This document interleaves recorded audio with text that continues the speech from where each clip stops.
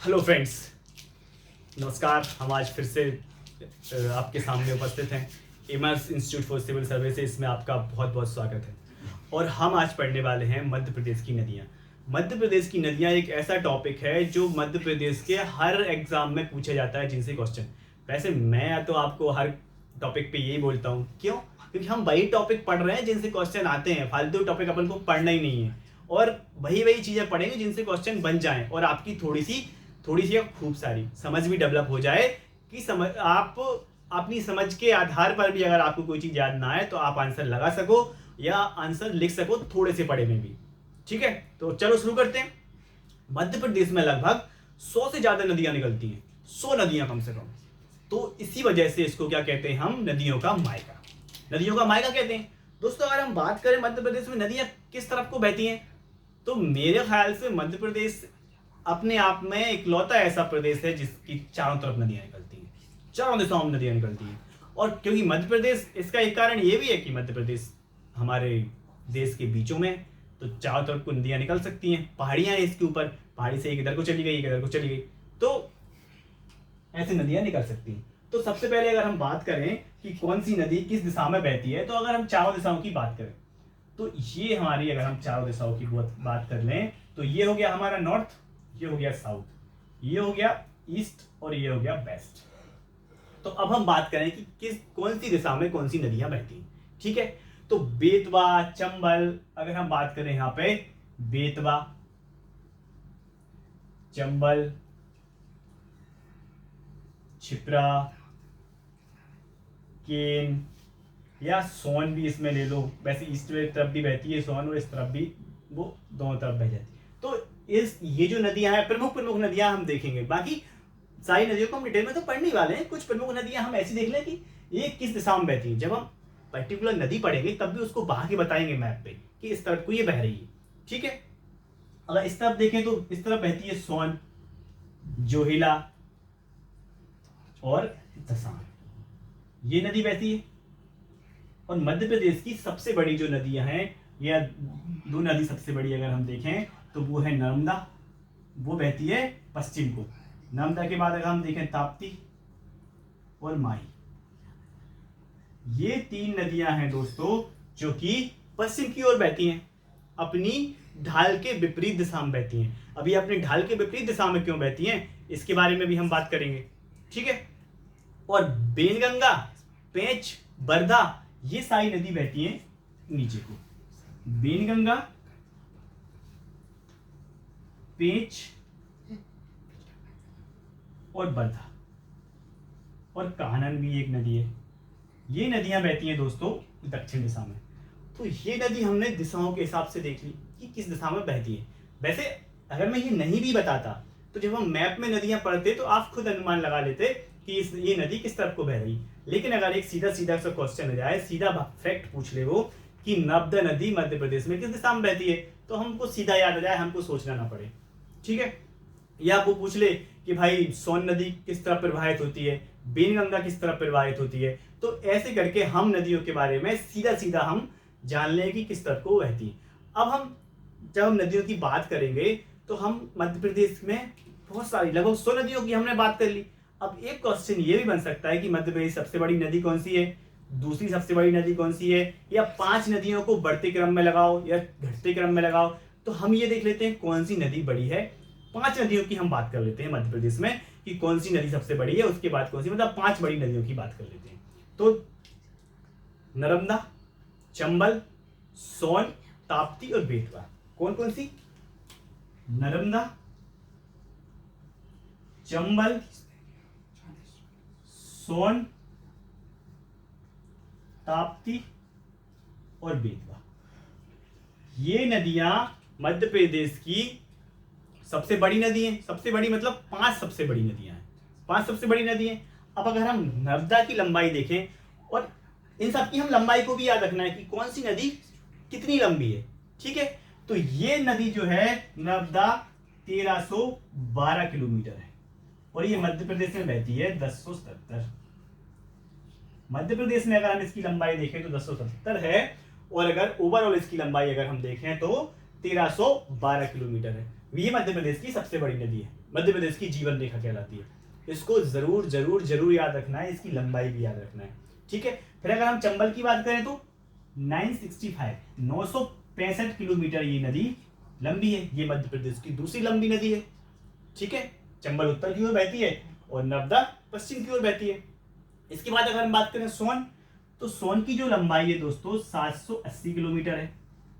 इसको भी याद रखेंगे कि नर्मदा की 1312 किलोमीटर है, चंबल की 965 है और सोन की 780 किलोमीटर है। ताप्ती की अगर लंबाई की बात करें तो 724 किलोमीटर।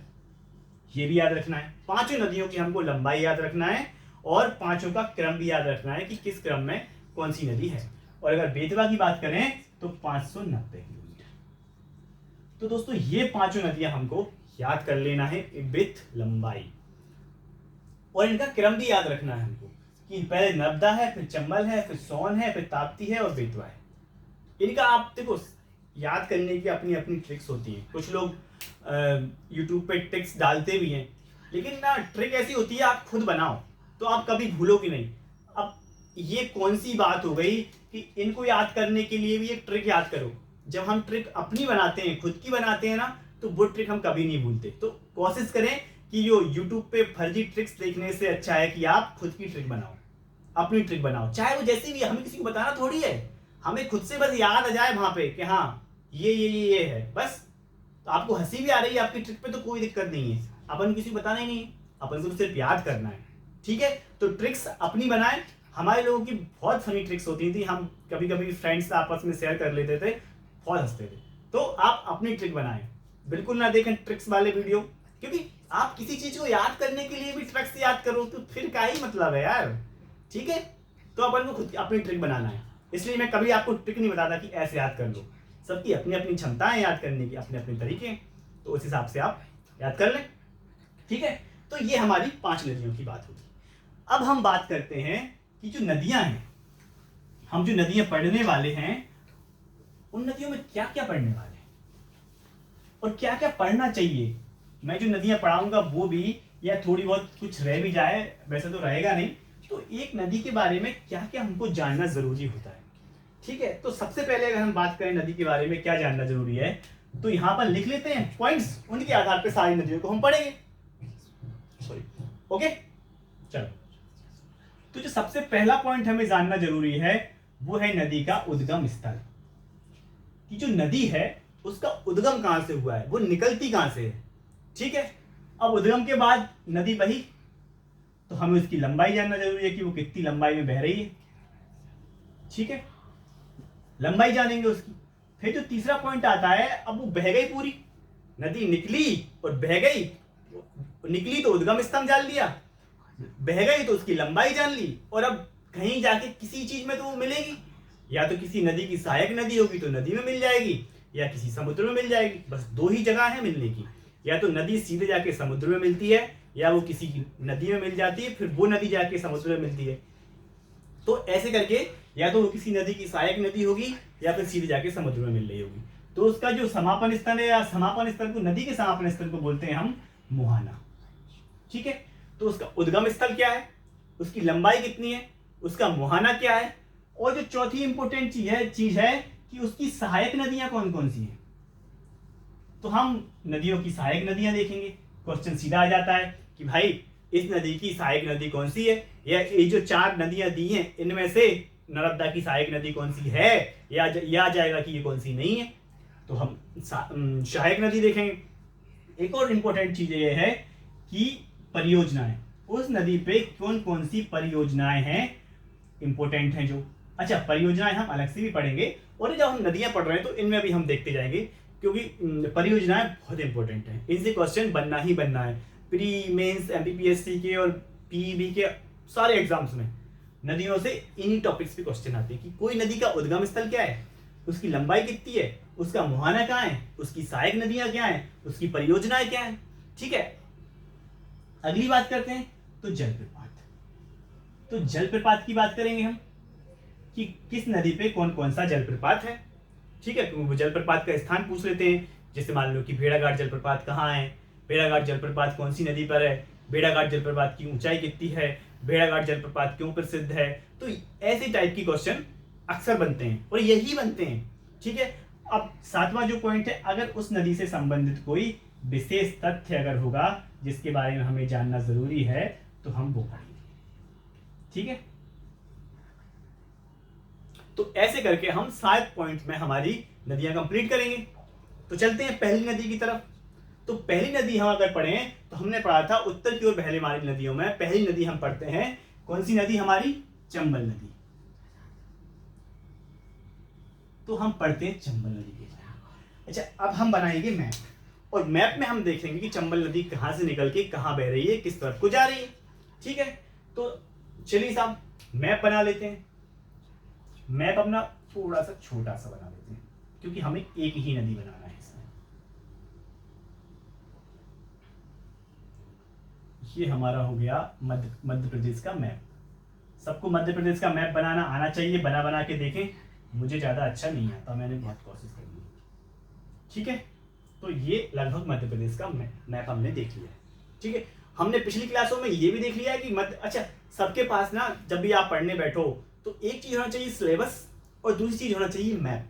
मैप पे आप जरूर देखें, कोई भी चीज हो कि वो मैप पे कहाँ है, तो वो हमारे दिमाग में ना फीड हो जाती है अच्छे से। सिलेबस और मैप हमेशा साथ रखें। ठीक है, अगर मैप चिपकाने की जगह नहीं है आपके रूम में तो आप एटलस ले लें, एटलस में देखें। ठीक है, तो अब हम बात करते हैं कौन सी नदी की, चंबल नदी। तो सबसे पहली बात तो चंबल नदी का यहीं से पढ़ेंगे। ये हमने जो पॉइंट लिखे इन्हीं पॉइंट्स पे बात करेंगे कि चंबल नदी सबसे पहली बात कौन सी, उद्गम, कि चंबल नदी का उद्गम होता कहां से है।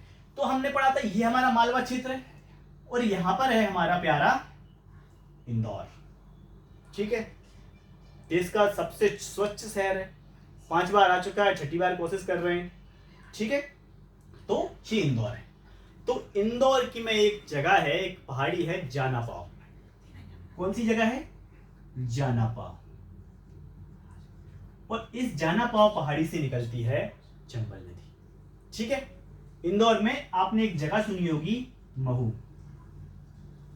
ठीक है, तो इंदौर के महू के पास है जानापाव पहाड़ी और वहां से निकलती है हमारी चंबल नदी। अब कैसे कैसे निकलती है, जो नदी ऐसे निकली और ये मंदसौर से ऐसे होते हुए और ये गई ऐसे, और ये यहां पे यूपी में इटावा के पास, और यहां से जो आती है हमारी नदी कौन सी, यमुना नदी। यमुनोत्री से आती है, हम जानते हैं उत्तराखंड से ये निकल के, और ये नदी आके इसमें मिल जाती है और ये यहां से सीधी चली जाती है। ठीक है, तो उद्गम स्थल हमने जान लिया क्या, जानापाव, महू, इंदौर। इसकी लंबाई अब हम अभी पढ़ रहे थे तो 965 किलोमीटर हमको पता ही है। तो इसकी लंबाई कितनी हो गई, 965 किलोमीटर। तो ये याद रख लेना है। उद्गम स्थल हमने देख लिया क्या, जानापाव, महू, इंदौर के पास या इंदौर जिला। लंबाई हमने देख ली कितनी है, 965 किलोमीटर। मुहाना मतलब समापन स्थल। अब जो समापन स्थल या किसी की सहायक नदी होगा, मैंने बताया था पहले, या वो डायरेक्ट जाके समुद्र में मिलेगी। तो ये हो गया इसका मुहाना क्या हो गया, उत्तर प्रदेश इटावा के पास यमुना नदी में। ठीक है, ये हम देखो ये दिख रही ना, मतलब ये है कि ये मध्य प्रदेश की उत्तरी सीमा बनाती है। हम जब सीमाएं पढ़ रहे थे तब भी हमने बात की थी, तो ये मध्य प्रदेश की उत्तरी सीमा बनाती है। ठीक है, इटावा के पास यमुना मिल गई। अब तीसरी चीज क्या है, इसकी सहायक नदियां। तो अगर हम इसकी सहायक नदियों की बात करें तो सहायक नदियों को हम ये करते हैं कि इसी पे बनाते चलते हैं। ठीक है, जिससे आपको एक लोकेशन भी पता चल जाएगी और उसकी सहायक नदियां भी पता चल जाएंगी कौन कौन सी है।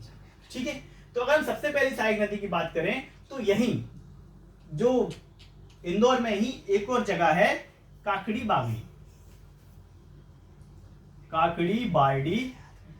बारडी जो जगह है, यहां से निकलती है कौन सी नदी, यहां से निकलती क्षिप्रा नदी। और क्षिप्रा नदी यहां से निकल के और ये राजस्थान में जाके इसमें मिल जाती है। तो एक नदी कौन सी हो गई, सहायक नदी क्षिप्रा। ये याद रखना है, और ये भी कि ये कहां जाकर मिल रही है। क्वेश्चन पूछ सकता है कि क्षिप्रा नदी चंबल में कहां मिलती है, तो मध्य प्रदेश में उत्तर प्रदेश में, राजस्थान में या गुजरात में? तो हमको क्या लगाना है? राजस्थान। राजस्थान में आके मिल रही है, ठीक है। तो पहली नदी कौन सी हो गई? छिप्रा। छिप्रा, जब हम छिप्रा पढ़ेंगे तो और अच्छे से छिप्रा के बारे में पढ़ेंगे। अभी हम इतना जान लें कि ये काकड़ी बरडी जो पहाड़ी है इंदौर में, वहां से निकलती है और ये राजस्थान में जाकर मिल जाती है चंबल नदी में। तो ये चंबल नदी की सहायक नदी हो गई, ठीक है। इसको हम बोलते हैं क्या? मालवा की गंगा, ठीक है, मालवा की गंगा बोलते हैं। अब बात करते हैं हम इसके बाद काली सिंध। काली सिंध निकलती है, यहां एक और शहर है देवास, और देवास से निकलती है काली सिंध और वो भी राजस्थान में जाके मिल जाती है। तो ये एक और नदी कौन सी हो गई हमारी? काली सिंध। काली सिंध देवास के बागली गांव से निकलती है, बागली गांव। तो देवास के बागली गांव से निकलती है काली सिंध, ठीक है। कौन सी नदी हो गई? काली सिंध। अगर हम थोड़ा सा मैप हमारा छोटा पड़ रहा है, तो अगर हम इनको थोड़ा सा ठीक कर लें तो हम इनको ज्यादा अच्छे से जोड़, अगर हम ये यहाँ कर लें और अगर काली सिंध को हम यहाँ से ले जाके थोड़ा सा इस तरह कर लें, क्योंकि एग्जैक्ट मैप पे एग्जैक्ट चीजें बनाना थोड़ा सा मुश्किल होता है, ठीक है। तो ये हमारी कौन सी आ गई? छिप्रा आ गई, ये आ गई हमारी काली सिंध। अब हम अगली नदी की बात करते हैं। कौन सी नदी आएगी? पार्वती नदी, ठीक है दोस्तों। इसकी अगली कौन सी नदी आ गई हमारी? पार्वती। और पार्वती नदी कहां से निकलती है? सीहोर से। आस्था एक जगह है सीहोर, और यहां से निकलती है और यहां से फिर ये राजस्थान में मिल जाती है। कौन सी नदी? पार्वती नदी। तो ये तीन नदियां सीधा सीधा जाके चंबल में मिल जाती हैं, और ये तीनों नदियां कहां मिलती हैं? राजस्थान में जाके, ठीक है। कौन कौन सी? काली सिंध, पार्वती और छिप्रा। काली सिंध, पार्वती और छिप्रा हो गई, ठीक है। अब इसके बाद निकलती है एक नदी श्योपुर से, सीप नदी। कौन सी नदी? शीप नदी। ये निकलती है श्योपुर से, और ये निकल के श्योपुर यहां है और ये मिल जाती है हमारी नर्मदा में, सॉरी अपनी चंबल नदी में ये मिल जाती है। तो ये कौन सी नदी हो गई? सीप नदी। ये भी इसकी सहायक नदी हो गई। अब इसकी जो सबसे बड़ी सहायक नदी है चंबल नदी की, अच्छा हम यहां जानते हैं ये राजस्थान गुजरात से दिल्ली तक फैला हुआ एक पर्वत है। कौन सा? अरावली। अरावली पर्वत से एक नदी निकलती है, बनास नदी, और ये बनास नदी आकर मिलती है यहीं पे। ये इसकी सबसे बड़ी सहायक नदी है। तो ये भी याद रखना है कि चंबल की सबसे बड़ी सहायक नदी कौन सी है? बनास नदी। और बनास नदी कहां से निकलती है? राजस्थान से, और राजस्थान में ही आकर चंबल में मिल जाती है। और चंबल में वो जिस स्थान पर मिलती है उसे बोलते हैं रामेश्वरम त्रिवेणी। रामेश्वरम त्रिवेणी। ये तीन नदियां मिल रही हैं, एक तो चंबल जा ही रही है ये, और ऊपर से आई बनास और नीचे से मिल गई सीप। तो इस तरह से ये तीनों नदियों के मिलने से क्या बन गया? त्रिवेणी संगम, ठीक है। तो हमने कितनी नदियां पढ़ ली इसकी सहायक नदी में? छिप्रा पढ़ ली, काली सिंध पढ़ ली, पार्वती पढ़ ली, सीप पढ़ ली और बनास पढ़ ली। अब हम अगर अगली नदी देखें, आजकल जो बहुत चर्चाओं में है सबसे ज्यादा, वो है शिवपुरी के पठार से निकलती है। अगर हम शिवपुरी की बात करें तो लगभग शिवपुरी की लोकेशन ये, और शिवपुरी के पठार से निकलकर और सबसे आखिर में जो मिलती है वो कौन सी नदी है? कूनो नदी निकलती है शिवपुरी के पठार से, और ये मिल जाती है सीधे चंबल में जाके। कूनो आजकल क्यों चर्चाओं में है? कूनो राष्ट्रीय उद्यान की वजह से, जिसमें हम चीते लेके आए। कहां से? नामीबिया से। नामीबिया कहां है? अफ्रीका का एक देश है नामीबिया, जहां से हम एशियाई चीते लेके आए, और ये चीते हैं 8। तो 8 चीते और नामीबिया, ये 2 फैक्ट याद रखना। और वो कहां के लिए लाए हैं?